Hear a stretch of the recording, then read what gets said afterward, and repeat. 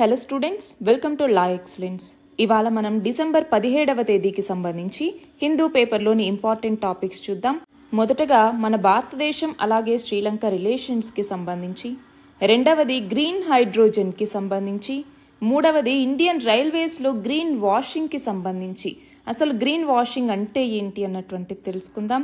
అలానే స్విట్జర్లాండ్ మనకిచ్చినటువంటి ఎంఎఫ్ఎన్ స్టేటస్ని రద్దు చేసినటువంటి నేపథ్యంలో ఇది యూరోపియన్ యూనియన్తో కుదుర్చుకున్న ఈఎఫ్టీఏ డీల్ని ఎఫెక్ట్ చేస్తుందా అన్నటువంటి నేపథ్యంలో ఈ ఆర్టికల్. తర్వాత జాకిర్ హుస్సేన్ ఈయన మరణించటం జరిగింది. మరి ఈయన ఏ రంగంలో విద్వాంసుడు అన్నటువంటిది మనం తెలుసుకుందాం. అలానే 1971 బంగ్లాదేశ్ లిబరేషన్ వార్ మరియు విజయ్ దివస్కి సంబంధించి, చివరిగా మర్కండైజ్ ఎక్స్పోర్ట్స్ అన్నటువంటివి పడిపోయాయి 25 నెలల కనిష్టానికి అన్నట్టుగా చెప్తూ ఉన్నారు. మరి ఎందుకు ఏంటి అన్నటువంటి రీజన్స్ కూడా మనం తెలుసుకుందాం. ఇవాల్టి మన ఫస్ట్ ఆర్టికల్ చూడండి, మన భారతదేశం మరియు శ్రీలంక రిలేషన్స్ గురించి. సో దీనిని ఇంటర్నేషనల్ రిలేషన్స్ అన్నటువంటి టాపిక్ కింద చదువుకుంటాము. అయితే శ్రీలంక అధ్యక్షుడు 3 రోజుల పర్యటన కోసం మన భారతదేశానికి రావటం జరిగింది. మరి ఇందులో భాగంగా మోదీ, అలానే అటువైపు ఎవరైతే అధ్యక్షుడైనటువంటి అనురకుమార దిశనాయకే ఉన్నారో వీళ్ళిద్దరూ కూడా చర్చించుకున్నారు. మరి అందులో భాగంగా భారత ప్రయోజనాలకి భంగం కలిగించేలాగా మా భూభాగాన్ని ఇతరులు వినియోగించుకోవటాన్ని ఎట్టి పరిస్థితుల్లో మేము అనుమతించబోము అన్నట్టుగా శ్రీలంక అధ్యక్షుడు చెప్పటం జరిగింది.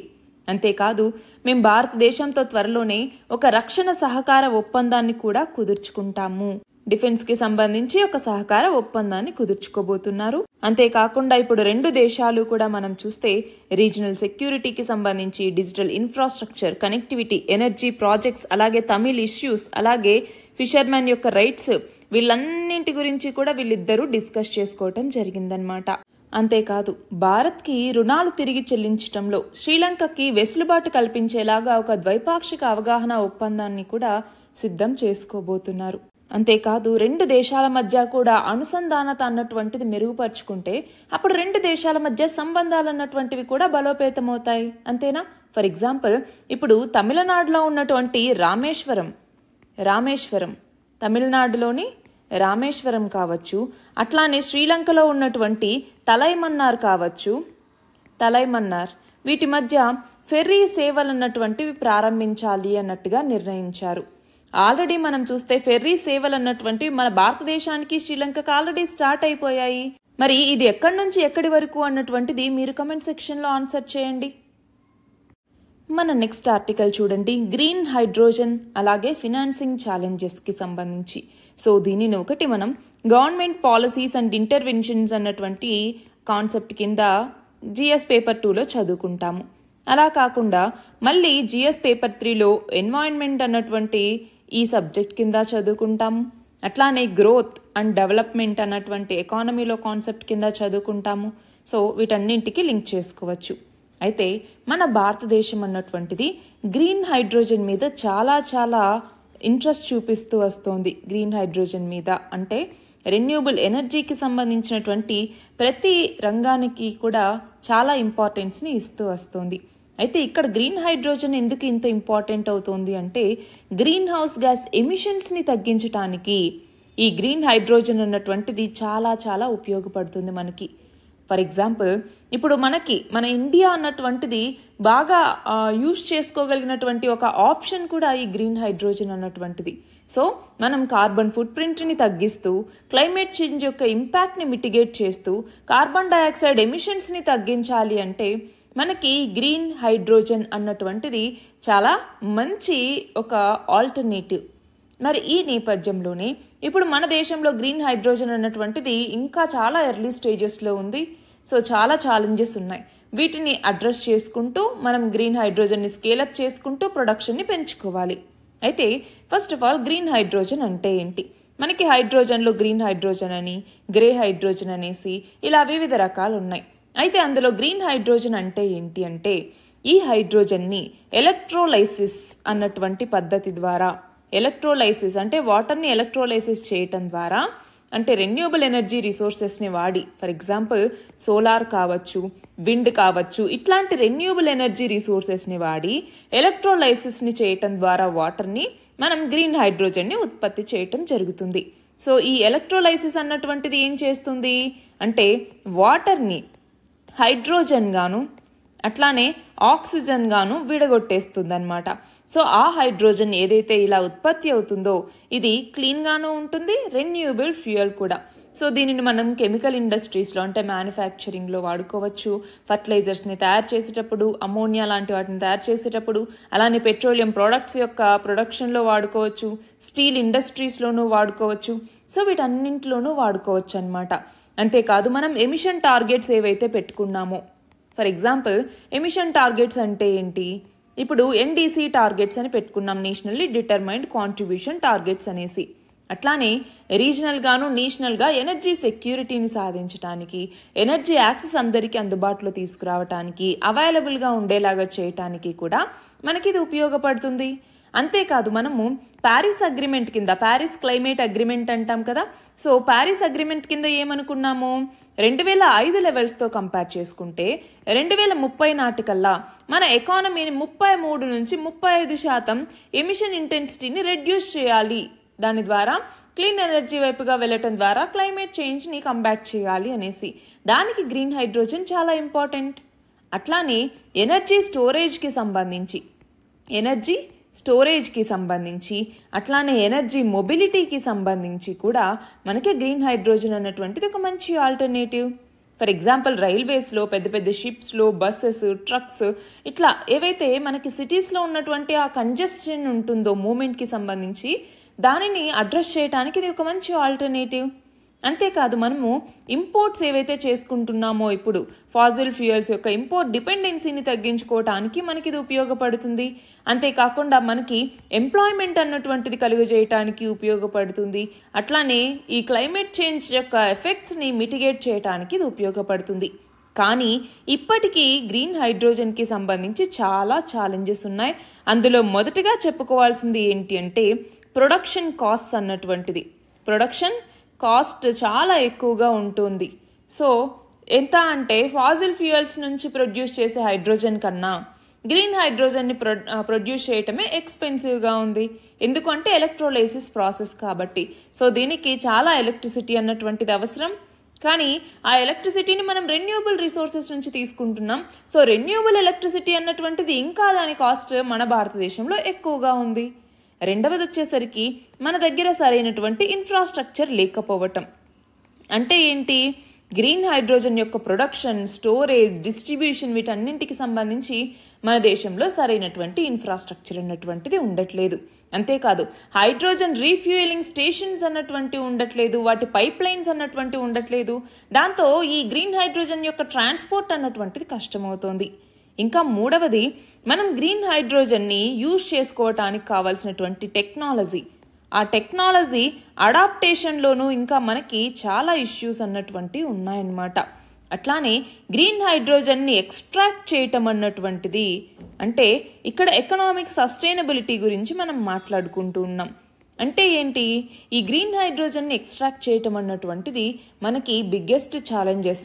అంతేకాదు మనకి ట్రాన్స్పోర్టేషన్కి ఫ్యూయల్ సెల్స్ కావాలి. హైడ్రోజన్ అన్నటువంటిది కాంపిటేటివ్గా ఉండాలి. అంటే కన్వెన్షనల్ ఫ్యూయల్స్ టెక్నాలజీస్తో కంపేర్ చేసుకుంటే వీటి కాస్ట్ అన్నటువంటిది ఎక్కువగా ఉంటుంది. కానీ లాంగ్ టర్మ్లోకి వచ్చేసరికి గ్రీన్ హైడ్రోజన్ అన్నటువంటిది మనకి చాలా నార్మల్గా అంటే మిగతా వాటితో కంపేర్ చేసుకుంటే తక్కువ ధరకి లభిస్తుంది, లాంగ్ టర్మ్లో సస్టైన్ అవుతుంది. So environmental sustainability, economic sustainability కూడా దీని ద్వారా వస్తుంది. కాబట్టి మనము రెన్యూవబుల్ ఎలక్ట్రిసిటీని పెంచుకుంటూ గ్రీన్ హైడ్రోజన్ యొక్క కెపాసిటీని పెంచుకోవాలి. అట్లానే గ్రీన్ హైడ్రోజన్ యొక్క ఇన్ఫ్రాస్ట్రక్చర్ని పెంచుకోవాలి.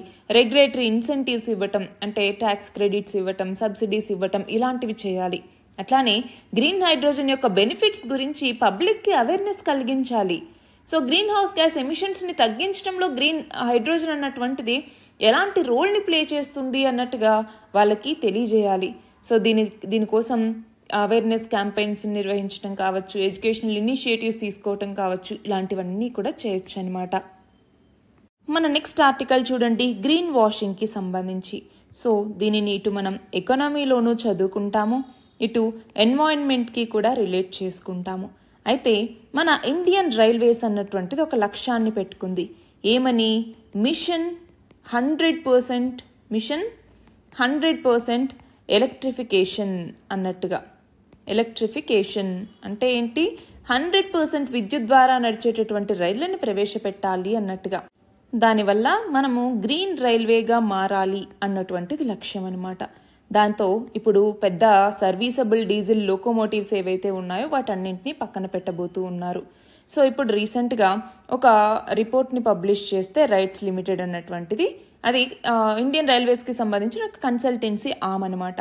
అది ఏం చెప్పింది అంటే, ఇప్పుడు మన ఇండియన్ రైల్వేస్ అన్నటువంటిది ఆల్రెడీ 2 కాంట్రాక్ట్స్ని దక్కించుకుంది. దేనికి సంబంధించి 2 కాంట్రాక్ట్స్ అంటే, మన భారతదేశంలోని 6 broad gauge diesel electric locomotives ఏవైతే ఉంటాయో వాటిని ఆఫ్రికన్ రైల్వేస్కి ఎక్స్పోర్ట్ చేయాలి అన్నట్టుగా, ఎక్స్పోర్ట్ చేయటానికి సంబంధించి. మరి దీని ద్వారా మనం చూస్తే ఇప్పుడు ఆల్రెడీ మనకంటూ గేజ్ అన్నటువంటిది ఉంటుంది కదా. మనకి ఫర్ ఎగ్జాంపుల్ 1067 mm అన్నటువంటిది అక్కడ వాళ్ళు వాడుకుంటారు. మనము 1676 mm ఇక్కడ వాడుకుంటూ ఉంటాం అనమాట. అంటే ఈ గేజ్లో కొంచెం చేంజెస్ అన్నటువంటివి తీసుకొచ్చి మనం ఎక్స్పోర్ట్ చేస్తూ ఉన్నాం. అలా ఈ గాజ్ కన్వర్షన్ అన్నటువంటి తీసుకొచ్చిన తర్వాత ఎక్స్పోర్ట్ చేస్తున్నటువంటి దేశాల్లో మన భారతదేశం ఇలా ఫస్ట్ టైం చేస్తుందన్నమాట. సెకండ్ హ్యాండ్ లోకోమోటివ్స్ని ఇలాగ రీపర్పస్ చేసి వేరే వాళ్ళకి ఎక్స్పోర్ట్ చేయటం అన్నటువంటిది. అయితే ఇక్కడ ఒకటి గమనించాలి, ఇప్పుడు ఈ లోకోమోటివ్స్ని ఈ నారో ప్లాట్ఫామ్స్కి మళ్ళీ రీబిల్డ్ చేయటం ద్వారా ఇప్పుడు ఏమవుతోంది, మనకి కాస్ట్లీ అసెట్స్కి సంబంధించి కొంచెం వేస్టింగ్ అన్నటువంటి తగ్గుతుంది. అంతేకాదు ఇంకొకటి ఏంటి, ఇలా రిడండెంట్ డీజిల్ లోకోమోటివ్స్ ఏవైతే ఇండియన్ రైల్వేస్లో ఉన్నాయో సో వాటిని ఇలా ఎక్స్పోర్ట్ చేస్తూ ఉండటం, అట్లానే ఎలక్ట్రిఫికేషన్ అన్నటువంటిది తీసుకొస్తూ ఉండటం. మనం గమనించాలి, చాలా వరకు 60% వరకు లోకోమోటివ్స్ అన్నటువంటివి రెసిడ్యుయల్ లైఫ్ అన్నటువంటి దాదాపు 15 సంవత్సరాలు దాటిపోయింది. మరి ఇప్పుడు మనం చూస్తే దాదాపు 760 అలాంటి లోకోమోటివ్స్ మన భారతదేశంలో ఉన్నాయి. సో ఇప్పుడు క్వశ్చన్ ఏంటి అంటే, ఎలా ఇండియా అన్నటువంటిది ఈ hundreds of diesel electric locomotives ఏవైతే ఇప్పుడు మంచి వర్కింగ్ ఆర్డర్లో ఉన్నాయో, ఇంకా సర్వీస్ అన్నటువంటిది ఇంకా ఉందో, అలాంటి వాటి యొక్క లైఫ్ని ఎలాగా రిడెండెంట్గా చేయగలదు అన్నట్టుగా. బట్ మనం గమనించాలి ఒకటి ఏంటి అంటే, ఇప్పుడు ఎంటైర్ బ్రాడ్గాజ్ నెట్వర్క్ ఏదైతే ఉందో దాన్ని మిషన్ మోడ్లో ఎలక్ట్రిఫై చేయాలి అన్నట్టుగా మన భారతదేశం ఆలోచిస్తూ వస్తోంది. సో గ్రీన్ రైల్వేస్గా మార్చాలి అన్నట్టుగా. సో రైల్వే ఎలక్ట్రిఫికేషన్కి సంబంధించి ఇప్పుడు మనము కొన్ని కన్సిడరేషన్స్ తీసుకుంటే, ఫర్ ఎగ్జాంపుల్ ఎకనామిక్ వయబిలిటీ, అలాగే ఫినాన్షియల్ వయబిలిటీ ఎలా ఉంది, అలానే యూనివర్సల్గా మనం చూస్తే ఫర్ ఎగ్జాంపుల్ వరల్డ్ పీస్, అలాగే బ్రదర్హుడ్, మనం వసుదైవ కుటుంబకం అంటూ ఉంటాం కదా. సో ఇలాంటి వాటిలో మనం జాయిన్ అవ్వాలి అన్నా వీటన్నింటికి కూడా ఏంటి, రైల్వే ఎలక్ట్రిఫికేషన్ అన్నటువంటిది ఒకటి ఇంపార్టెంట్. అట్లానే ఫారిన్ ఎక్స్చేంజ్ని మనం సేవ్ చేసుకోవాలి అన్నా, క్రూడ్ ఆయిల్ ఇంపోర్ట్స్ని రెడ్యూస్ చేసుకోవాలన్నా, ఎన్వైరన్మెంటల్ పొల్యూషన్ని తగ్గించాలి అన్నా, రెన్యూబుల్ ఎనర్జీ రిసోర్సెస్ని అడాప్ట్ చేసుకోవాలి అన్నా కూడా మనకి ఎలక్ట్రిఫికేషన్ అన్నటువంటిది అవసరం. అంతేకాదు ఇందాకన్నామా మిషన్ 100% ఎలక్ట్రిఫికేషన్ అనేసి. సో 2021లో ఇండియన్ రైల్వేస్ ఇది డిసైడ్ అయిందనమాట. దీని ద్వారా నెట్ జీరో కార్బన్ ఎమిషన్ వైపుగా మూవ్ అవ్వాలి అన్నటువంటిది లక్ష్యం. సో దీని ద్వారా క్లీన్ గ్రీన్ మోడ్ ఆఫ్ ట్రాన్స్పోర్ట్ని పీపుల్కి అందించాలి. అంతేకాకుండా రెన్యూబుల్ ఎనర్జీని ఎస్పెషల్గా సోలార్ ఇలాంటి వాటిని రైల్వే ట్రాక్స్ మీద వాడుకోవాలి అనేసి. సో దీనికోసమే ఇప్పుడు ఇవన్నీ చేస్తూ ఉన్నాయి. అయితే ఇప్పుడు మనం చూస్తే మన భారతదేశంలో ఎలక్ట్రిఫికేషన్కి సంబంధించి ఇప్పుడు ట్రాన్స్పోర్ట్ సెక్టార్ అన్నటువంటిది, మన భారతదేశంలో ట్రాన్స్పోర్ట్ సెక్టార్ అన్నటువంటిదే 70% టోటల్ డీజిల్ ఆయిల్లో 70% అన్నటువంటిది ట్రాన్స్పోర్ట్కి ఉంటే, ఇందులో రైల్వే షేర్ 3.24%, ట్రక్స్ ఏమో 28%, అగ్రికల్చర్ 13.2% అనమాట. మరి ఈ నేపథ్యంలో రైల్వేస్ యొక్క షేర్ అన్నటువంటిది మరింతగా తగ్గాలి. ఎలక్ట్రిఫికేషన్ని 100% తీసుకురావటం ద్వారా డీజిల్ కన్జంప్షన్ని ఎలిమినేట్ చేయాలి అనేసి లక్ష్యంగా పెట్టుకోవటం జరిగింది. మరి దానికోసమే ఇప్పుడు మన దగ్గర ఉన్నటువంటి డీజిల్ లోకోమోటివ్స్ అన్నింటినీ కూడా అమ్మేయటం, ఎక్స్పోర్ట్ చేయటం లాంటివి చేసేసి మనము ఎలక్ట్రిసిటీని ఇక్కడ తీసుకురావాలి ఆ రైల్వే ట్రాక్స్లో. సో ఎలక్ట్రిఫికేషన్ని తీసుకొస్తే దానివల్ల పొల్యూషన్ అన్నటువంటివి తగ్గుతుంది, కోల్ ఇంపోర్ట్స్ అన్నటువంటివి తగ్గుతాయి, డీజిల్ ఇంపోర్ట్స్ అన్నటువంటివి తగ్గుతాయి, మన యొక్క ఫారెక్స్ అనేటటువంటిది సేవ్ అవుతుంది, నెట్ జీరో ఎమిషన్స్ వైపుగా మనం చేస్తున్నటువంటి కృషి అన్నటువంటిది పెరుగుతుంది. ఇవన్నీ కూడా జరుగుతాయి. సో మనకిప్పుడు ఇండియన్ రైల్వేస్ని గ్రీన్ రైల్వేగా కన్వర్ట్ చేయటం అన్నటువంటిదే పెద్ద విషయం. మన నెక్స్ట్ ఆర్టికల్ చూడండి. స్విట్జర్లాండ్ అన్నటువంటిది మనకి ఇచ్చినటువంటి MFN స్టేటస్ని రద్దు చేసింది. సో దీనిని మనం ఎకానమీలో చదువుకుంటాం, అట్లానే ఇంటర్నేషనల్ రిలేషన్స్ కింద కూడా చదువుకుంటాము. అయితే 2025 సంవత్సరం జనవరి 1వ తేదీ నుంచి ఈ MFN క్లాజ్ ఏదైతే స్విట్జర్లాండ్ అన్నటువంటిది రద్దు చేసిందో ఇది అమల్లోకి రాబోతోందనమాట. మరి ఏంటి MFN అంటే? మోస్ట్ ఫేవర్డ్ నేషన్ అని చెప్పేసి. సో దీని ద్వారా ఏంటంటే ట్యాక్స్లు చాలా వరకు తగ్గించుకోవటానికి వివిధ దేశాలు ఒకదానికొకటి మోస్ట్ ఫేవర్డ్ నేషన్ యొక్క స్టేటస్ని ఇచ్చుకుంటాయి. అయితే ఇక్కడ MFN స్టేటస్ అన్నటువంటిది ఎందుకు ఇంపార్టెంట్ అంటే డబుల్ టాక్సేషన్ అవాయిడెన్స్ అగ్రిమెంట్ అన్నటువంటిది మన ఇండియాతో ఆల్రెడీ కుదిరిందనమాట. సో ట్యాక్స్ అన్నటువంటిది మళ్ళీ పడకుండా ట్యాక్స్ సేవింగ్స్ కోసం ఇది చాలా ఉపయోగపడుతుంది. అయితే 2023లో సుప్రీంకోర్టు రూలింగ్ ఏదైతే నెస్లేకి సంబంధించి ఇవ్వటం జరిగిందో ఆ నేపథ్యంలో ఇప్పుడు స్విట్జర్లాండ్ అన్నటువంటిది ఈ MFN క్లాజ్ని ఇప్పుడు స్టాప్ చేయటం జరిగింది. మరి ఇప్పుడు గమనించాలి, మనకి రెండు దేశాలకి మధ్య ఈ డబుల్ టాక్సేషన్ అవాయిడెన్స్ అగ్రిమెంట్ అన్నటువంటిది 1994 నుంచి అమల్లోకి వచ్చింది. దీని ద్వారా ఈ ఇన్కమ్ మీద ట్యాక్సెస్కి సంబంధించి డబుల్ టాక్సేషన్ని అవాయిడ్ చేయాలి అన్నటువంటిది. మరి ఇప్పుడు MFN స్టేటస్ని వెనక్కి తీసేసుకుంటే దీనివల్ల ఎలాంటి ఇంపాక్ట్ ఉంటుంది అన్నటువంటిది ఒకటి గమనించాలి. అంతే ఒకటి వచ్చేసరికి ట్యాక్స్ లయబిలిటీస్ అన్నటువంటివి ఇప్పుడు ఇండియన్ కంపెనీస్ ఏవైతే అక్కడ ఉంటాయో స్విట్జర్లాండ్లో అవి ఎక్కువ ట్యాక్స్ని పే చేయాల్సి వస్తుంది. సేమ్ అలానే స్విట్జర్లాండ్కి సంబంధించినటువంటి కంపెనీస్ ఏవైతే మన భారతదేశంలో ఉంటాయో అవి ఎక్కువ ట్యాక్స్ పే చేయాల్సి వస్తుందన్నమాట. సో ఇప్పుడు ట్యాక్స్ డివిడెండ్స్కి సంబంధించి 5% ఇంతకుముందు పే చేయాల్సి ఉంటే ఇప్పుడు 10% పే చేయాల్సి వస్తుంది.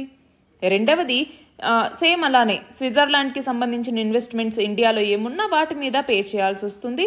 కానీ ఇక్కడ ఇంకొకటి గమనించాలేది ఏంటంటే డబుల్ ట్యాక్స్ అవాయిడెన్స్ అగ్రిమెంట్కి సంబంధించి యూరోపియన్ ఫ్రీ ట్రేడ్ అగ్రిమెంట్ యొక్క ఇన్వెస్ట్మెంట్స్ అన్నటువంటివి మన భారతదేశానికి రాబోతాయి. EFTA అగ్రిమెంట్ అన్నటువంటిది యూరోపియన్ యూనియన్తో మనం కుదుర్చుకున్నాం. కానీ ఈ ఇన్వెస్ట్మెంట్స్ అన్నటువంటివి ఎఫెక్ట్ ఏం అవ్వవన్నమాట. సో MFN ప్రిన్సిపల్ అన్నటువంటిది సింపుల్గా చెప్పాలంటే ఏదైనా ఒక ఫేవరబుల్ ట్రేడింగ్ టర్మ్స్ అన్నటువంటివి ఒక నేషన్ ఇంకొక నేషన్కి ఇస్తుందన్నమాట. అంటే ఒక WTO మెంబర్ అన్నటువంటిది ఇంకొక WTO మెంబర్కి ఈ MFN స్టేటస్ని ఇవ్వటం జరుగుతుంది. సో WTO మెంబర్స్ అందరికీ కూడా ఇది ఎక్స్టెండ్ అయి ఉంటుందన్నమాట. సో దీని మెయిన్ పర్పస్ ఏంటి? ఈక్వాలిటీ అన్నటువంటిది ఇంటర్నేషనల్ ట్రేడ్లో ప్రమోట్ చేయటం, అలాగే డిస్క్రిమినేషన్ని ప్రివెంట్ చేయటం, అందరు మెంబర్స్ కూడా ఈక్వల్గా ట్రేడ్ చేసుకోవటానికి అవకాశం కల్పించటం. సో MFN అన్నటువంటిది మనకి general agreement on trade and services అంటాం, GATS అనేసి GATSలో ఉన్నటువంటి ఆర్టికల్ 2 ప్రకారం ఒక ప్రియారిటీ అన్నమాట. ట్రేడ్ రిలేటెడ్ ఆస్పెక్ట్స్కి సంబంధించి మనకి ఇంటెలెక్చువల్ ప్రాపర్టీ రైట్స్ ఉంటాయి, ట్రిప్స్ అనేసి. ట్రిప్స్లో ఆర్టికల్ 4 కింద కూడా ఈ MFN అన్నటువంటిది ఒక అగ్రిమెంట్గా ఉంటుంది. సో ఇక్కడ ఏంటి, ఇప్పుడు MFN స్టేటస్ని స్విట్జర్లాండ్ అన్నటువంటిది తీసేసిన యూరోపియన్ యూనియన్తో కుదుర్చుకున్నటువంటి EFTA డీల్ మీద ఎలాంటి ఎఫెక్ట్ ఉండదు అన్నటువంటిది ఇక్కడ కన్క్లూజన్. మన నెక్స్ట్ ఆర్టికల్ చూడండి. జాకీర్ హుస్సేన్ ఈయన మరణించటం జరిగింది. సుప్రసిద్ధ విద్వాంసుడు ఈయన. మరి దీనిని మనం ఆర్ట్ అండ్ కల్చర్లో భాగంగా చదువుకుంటాము. మన భారత శాస్త్రీయ వాయిద్య కళని ప్రపంచానికి తెలియజేసినటువంటి వ్యక్తి ఈయన. మరి ఉస్తాద్ జాకీర్ హుస్సేన్ అల్లా రఖా ఖురేషి. ఈయన దేంట్లో విద్వాంసుడు? తబలా వాయించటంలో ఈయన విద్వాంసుడు. మరి ఈయన USAలో మరణించటం జరిగిందనమాట. అయితే 2023లో ఈయనకి పద్మ విభూషణ్ అవార్డు అన్నటువంటిది వరించింది. పద్మ విభూషణ్, పద్మ అవార్డ్స్లో హైయెస్ట్ అవార్డ్ పద్మ విభూషణ్, దాని తర్వాత పద్మభూషణ్, దాని తర్వాత పద్మశ్రీ. అదే మన భారతదేశానికి సంబంధించిన అవార్డ్స్లో ఇది 2వ అత్యున్నత పురస్కారం. మొదటిది భారతరత్న, రెండవది పద్మ విభూషణ్. మరి గమనించాలి, ఈయనకి ఆల్రెడీ 1988లో పద్మశ్రీ అవార్డు అన్నటువంటిది వచ్చింది. అట్లానే 2002 సంవత్సరంలో పద్మభూషణ్ అవార్డు అన్నటువంటిది వచ్చింది. పద్మ భూషణ్ అవార్డు అన్నటువంటిది వచ్చింది. అట్లానే ఇప్పుడు 2023లో పద్మ విభూషణ్ అవార్డు అన్నటువంటిది కూడా వచ్చింది. సో పద్మ అవార్డ్స్కి సంబంధించి 3 అవార్డులని గెలుచుకున్నటువంటి వ్యక్తి ఈయన. అంతేకాదు రీసెంట్గా 2024లో గ్రామీ పురస్కారాన్ని కూడా ఈయన అందుకున్నారనమాట. మరి అలాంటి వ్యక్తి ఇప్పుడు ఊపిరితిత్తుల సమస్యల వల్ల యుఎస్ఏలో చనిపోయారు. మన నెక్స్ట్ ఆర్టికల్ చూడండి, విజయ్ దివస్కి సంబంధించి. విజయ్ దివస్ మనము ప్రతి సంవత్సరం డిసెంబర్ 16వ తేదీని విజయ్ దివస్గా జరుపుకుంటాము. ఎందుకు అని అంటే 1971వ సంవత్సరంలో ఇండో పాక్ వార్ అన్నటువంటి జరిగింది, బంగ్లాదేశ్ లిబరేషన్ వార్ అనేసి. మరి ఇందులో మన భారతదేశం సాధించినటువంటి విజయానికి గుర్తుగా మనం ప్రతి సంవత్సరం డిసెంబర్ 16ని విజయ్ దివస్గా జరుపుకుంటాము. అయితే దీనిని మనం కరెంట్ అఫైర్స్ కింద చదువుకుంటాం అన్నమాట. అయితే ఇప్పుడు మనం గమనించాలి ఏంటి, మనకి 1971లో ఈ ఇండో పాక్ వార్ జరుగుతున్నప్పుడు దాదాపు 93,000 మంది పాకిస్తానీ సోల్జర్స్ మన ఇండియన్ ఫోర్సెస్కి సరెండర్ అవ్వటం జరిగింది. దానివల్ల బంగ్లాదేశ్ క్రియేషన్ అన్నటువంటిది జరిగిందనమాట. అందుకే డిసెంబర్ 16 అన్నటువంటిది మనం విజయ్ దివస్గా జరుపుకుంటాం. అప్పుడు ఇండియన్ లీడర్షిప్ ఎవరు? Prime minister Indira Gandhi. అలాగే CAS chief of army staff ఎవరు? మార్షల్ శామ్ మానిక్షా. మరి ఈ విజయ్ దివస్ని మన యొక్క బ్రేవరీకి అలానే సాక్రిఫైస్కి కమామరేషన్గా నిర్వహించుకుంటూ ఉంటాం. అంతేకాదు మన నేషనల్ ప్రైడ్కి ఇది ఒక సింబల్ లాంటిది. అలాగే ఇండియా బంగ్లాదేశ్ రిలేషన్స్ని స్ట్రెంగ్తెన్ చేయటానికి కూడా ఈ విక్టరీ అన్నటువంటిది మనకి చాలా ఉపయోగపడుతుంది. మరి విజయ్ దివస్కి సంబంధించి ఇప్పుడు మనం గమనించాలి, విజయ్ దివస్ని ప్రతి సంవత్సరం డిసెంబర్ 16వ తేదీని జరుపుకుంటాం. విజయ్ దివస్ని విక్టరీ డే అని కూడా పిలుస్తూ ఉంటాము. మరి 1971లో ఇండియన్ ఫోర్సెస్ బంగ్లాదేశ్ లిబరేషన్లో విక్టరీ సాధించినందుకు మనం విజయ్ దివస్ని జరుపుకుంటూ వస్తూ ఉన్నాం. అంతేకాదు బంగ్లాదేశ్ కూడా డిసెంబర్ 16ని విక్టరీ డేగా జరుపుకుంటుంది. ఎందుకంటే తన యొక్క ఇండిపెండెన్స్ 1971లో డిసెంబర్ 16వ తేదీనే వచ్చింది కాబట్టి. మన లాస్ట్ ఆర్టికల్ చూడండి, మర్కండైజ్ ఎక్స్పోర్ట్స్ అన్నటువంటివి 4.83% తగ్గిపోయాయి నవంబర్లో. దాంతో 25 నెలల కనిష్ట స్థాయికి పడిపోయింది. మరి దీనిని ఎకానమీలో చదువుకుంటాం మనము. మరి మన దేశ వాణిజ్య ఎగుమతులు అన్నటువంటివి మనకి ఎప్పటికి కంపేర్ చేస్తాం? లాస్ట్ ఇయర్ ఇదే మంత్ అనమాట. అంటే 2023 నవంబర్లో ఎలా ఉండింది, మళ్ళీ 2024 నవంబర్లో ఎలా ఉంది అన్నట్టుగా. సో ఇదే మంత్తో కంపేర్ చేస్తే 4.83% తగ్గింది. కేవలం మనం చూస్తే ఇప్పుడు $32.11 బిలియన్ ఇది పరిమితం అయిపోయిందనమాట. మరి ఇదే టైంలో దిగుమతులు వచ్చేసరికి 27% పెరిగాయి. దిగుమతులు 27% పెరిగి రికార్డు స్థాయి అయినటువంటి $69.95 బిలియన్ పెరిగాయన్నమాట. సో ఇక్కడ గమనించాలి, మళ్ళీ ఎక్స్పోర్ట్స్ తగ్గుతూ ఉన్న 25 నెలల కనిష్టానికి ఇంపోర్ట్స్ అన్నటువంటివి పెరుగుతూ ఉన్నాయి. అందులోనూ ప్రధానంగా మనం చూస్తే గోల్డ్ యొక్క దిగుమతి అన్నటువంటిది గణనీయంగా పెరిగింది. అందుకే మనకి ట్రేడ్ డెఫిసిట్ అన్నటువంటిది పెరిగింది. ట్రేడ్ డెఫిసిట్ అంటే ఏంటి? మనకి ఇంపోర్ట్స్ అలాగే ఎక్స్పోర్ట్స్ ఈ రెండింటి మధ్య డిఫరెన్స్ ఏదైతే ఉంటుందో అందులో గనక ఇంపోర్ట్స్ అన్నటువంటివి ఎక్కువగా ఉండి ఎక్స్పోర్ట్స్ అన్నటువంటివి తక్కువగా ఉంటే దానివల్ల మనం చెల్లించాల్సినటువంటి డబ్బు అధికమవుతుంది. దాంతో ట్రేడ్లో డెఫిసిట్ అన్నటువంటిది వస్తుంది. ఒకవేళ మనకి ఇంపోర్ట్స్ తక్కువగా ఉండి ఎక్స్పోర్ట్స్ ఎక్కువగా ఉన్నాయనుకోండి, దాన్ని ట్రేడ్ సర్ప్లస్ అనేసి మనం పిలుస్తూ ఉంటాం. అయితే నవంబర్లో మనం చూస్తే పెట్రోలియం ఉత్పత్తుల యొక్క ఎగుమతులు అన్నటువంటి 50% తగ్గాయి. అది కూడా ఎగుమతులు తగ్గటానికి ఒక ప్రధాన కారణమైందనమాట. అట్లానే ముడి చమురు దిగుమతులు వచ్చేసరికి పెరిగాయి, 7.9% పెరిగాయి. సేవల ఎగుమతులు అన్నటువంటివి $35.67 బిలియన్ చేరాయి. కానీ సేవల ఎగుమతులు అన్నటువంటివి ఇదే గరిష్ట స్థాయి అనమాట. అక్టోబర్లో $34.31 బిలియన్ ఉంటే నవంబర్లో అది $28.11 బిలియన్ నమోదైంది. అంటే ఇవి తగ్గాయి అన్నటువంటిది మనకి ఇక్కడ తెలుస్తుంది. అంతేకాదు మనం చూస్తే పసిడి దిగుమతులు అన్నటువంటివి 4 రెట్లు పెరిగాయి. పండగ సీజన్ కావచ్చు, వివాహాలు కావచ్చు, వీటన్నిటి నేపథ్యంలో అది గిరాకీ అన్నటువంటిది ఎక్కువగా ఉండటం దీనికి ప్రధాన కారణంగా మనం చెప్పుకోవచ్చు అన్నమాట. ఇవి ఇవాల్టి important topics. All the very best and thank you very much.